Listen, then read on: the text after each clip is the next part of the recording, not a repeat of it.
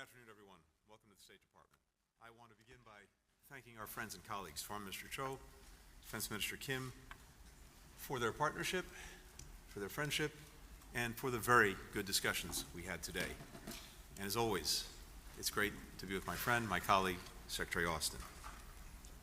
One of the things that we emphasized today was a reaffirmation of the United States' ironclad commitment to the ROK security, and that includes through extended deterrence. That's especially important in light of the ongoing provocations coming from North Korea, including another ICBM launch just yesterday. We condemn it in the strongest terms.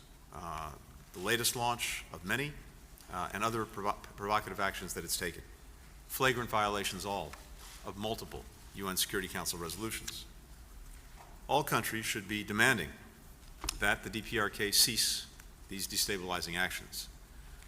We are closely consulting with our partners and also with Japan. In fact, Foreign Minister Cho and I were on the phone early this morning with our Japanese counterpart, and we will be focusing, as always, on this in the days to come, including the actions we'll take in response.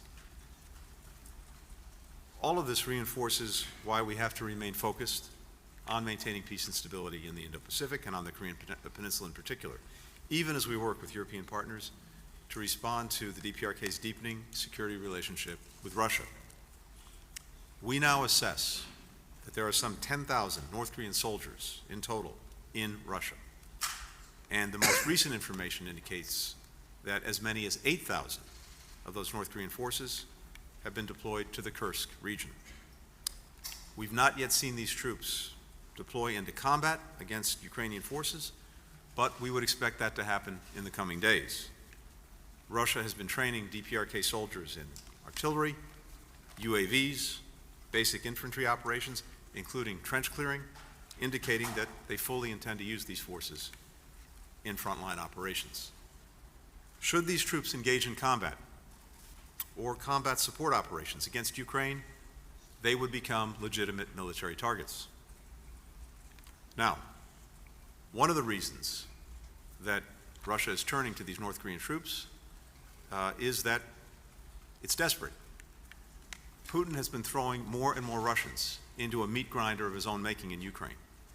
Now, he's turning to North Korean troops, and that is a clear sign of weakness.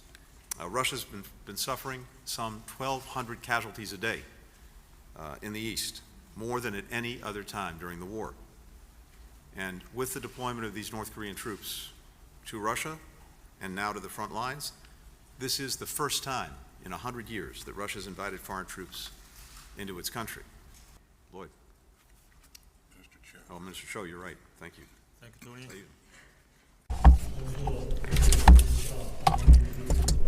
Tony. First of all, I would like to extend my sincere gratitude to Secretaries Blinken and Austin for co-hosting the 6th ROK U.S. Foreign and Defense Ministers meeting today and warmly welcoming the Korean delegation.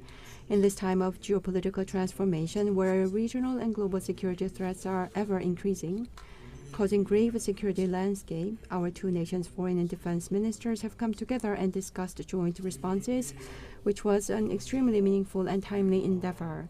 In today's meeting, we addressed the Korean Peninsula matters, ways to strengthen the alliance, as well as regional and global issues by having comprehensive and in-depth discussions, based on which we agreed on a joint statement.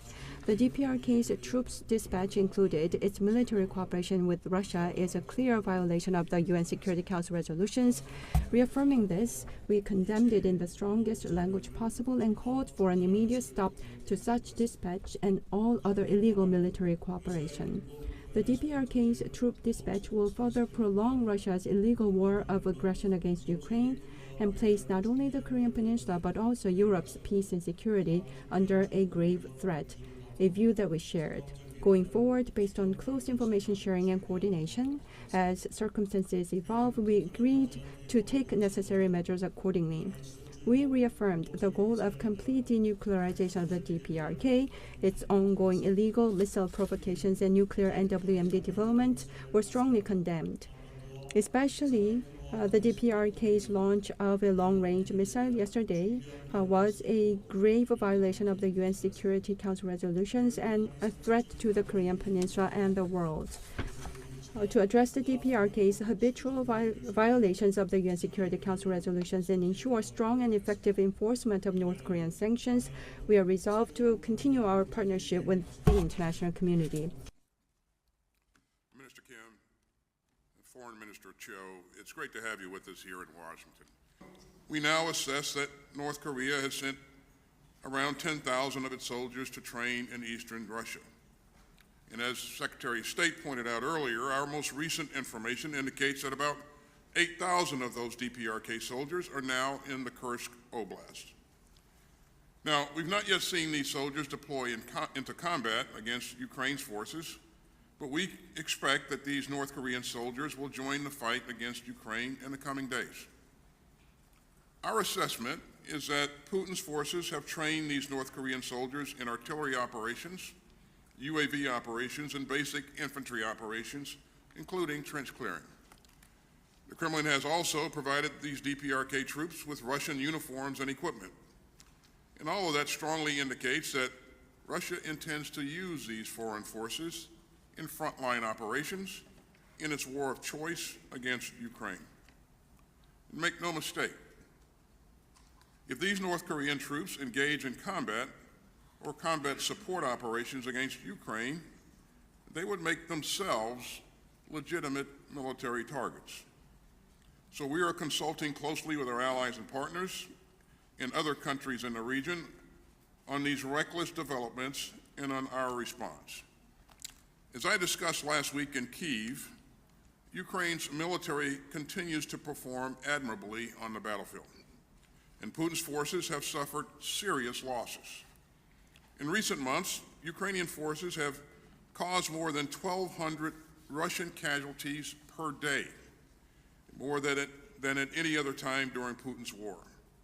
And by tin-cupping to North Korea for manpower, Putin is showing the world another clear sign of weakness. The Kremlin's North Korean gambit just underscores how badly Putin's war has gone. Good afternoon. I am the Minister of National Defense of the Republic of Korea. First, I'd like to thank Secretary of State Blinken and Secretary of Defense Austin for hosting the raucous Foreign and Defense Ministerial and for your warm reception of the Korean delegation. On North Korea's ICBM launch yesterday, we denounced this with one voice and urged North Korea to abide by the UN Security Council resolutions. Also, on the escalating North Korean nuclear and missile threats, we agreed to continuously strengthen cooperation on deterrence and response. On North Korea's deployment of troops to Russia and illegal military cooperation with Russia, we denounced this with strong words and strongly urged the immediate withdrawal of North Korean troops. We have completed the joint guidelines in last July, and thus uplifting the raucous alliance into a nuclear-based alliance in name and in substance. We reconfirmed our common goal of the complete denuclearization of North Korea, and based on historic joint guidelines, we agreed to continuously strengthen the implementation of extended deterrence.